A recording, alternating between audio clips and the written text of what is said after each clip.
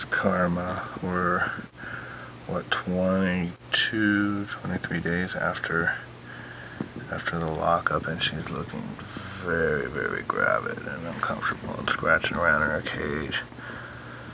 So we made a bucket about half full with a peat moss sand mix, probably about 2 parts peat moss and 1 part sand, playground sand, and just to where it holds nicely. Put a little couple test holes for her to kind of stick to get in and out of. And I found this screen cage just to put her in. I was worried about leaving her in just a covered bucket all day when I went to work. So so this, at least she's enclosed in there. I'm gonna put a blanket over the top of it when I leave, and see how she does in there. Right now she's just kind of exploring. Every time I open her cage, she come climbing out. She definitely seems to be searching for something. So, but yeah, you can see she's extremely gravid. Hopefully we have a successful lane today or the next day. Maybe she went off of food, I think, was it 2 days ago. So I would expect maybe today to be the day. We'll keep up on this as best as possible.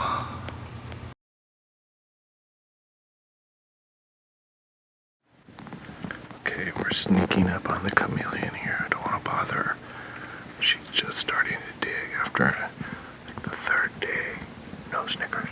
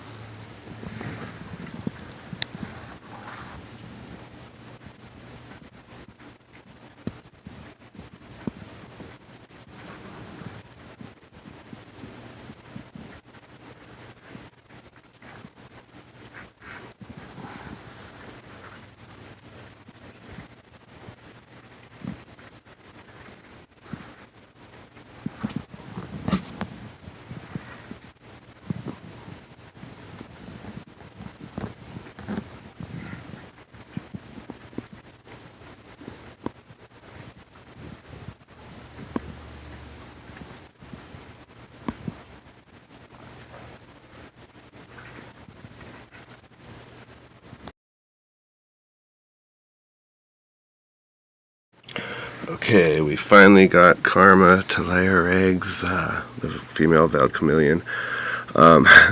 She had been just digging around in the bucket, and we tried different configurations, put a bin in her cage, and tried different substrate mixtures and whatnot, and finally it seemed like she was, anytime anyone peeked in on her or walked by, it disturbed her and she would leave her hole. So we moved her into this closet and put a heat lamp on her, and she was in here for a few hours. Came and checked on her last night, and she had a pretty good hole going. Could just see the back of her sticking out. So I left her in here all night with the light on, and this morning peeked in and she was covering the hole. And so I let her do that for about an hour or so, and she just seemed to be kind of moving dirt around and looked exhausted and dehydrated. And so I moved her back to her cage, and she just ate a few crickets and dusted with calcium, and she's looking good, and her mister should go on any minute, so she should get good rinsing and get rehydrated.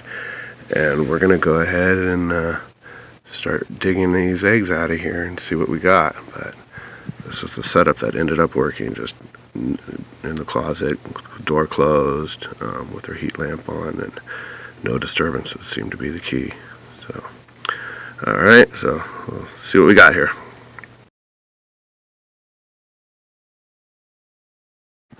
Okay, we had about 10 inches of substrate in here. It was a mixture of sand, peat moss, and organic peat moss, and I ended up adding some vermiculite at the end for the last time, which seemed to help.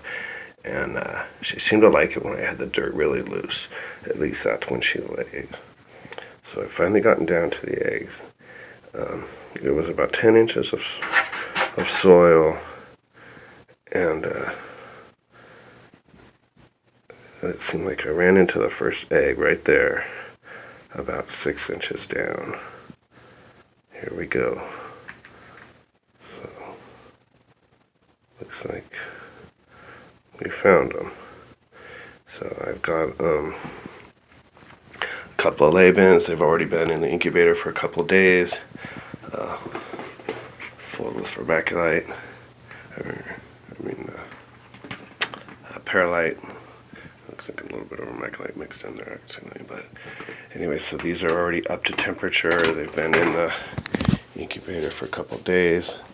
So I'll just make some imprints for the eggs. Get it nice and flat first.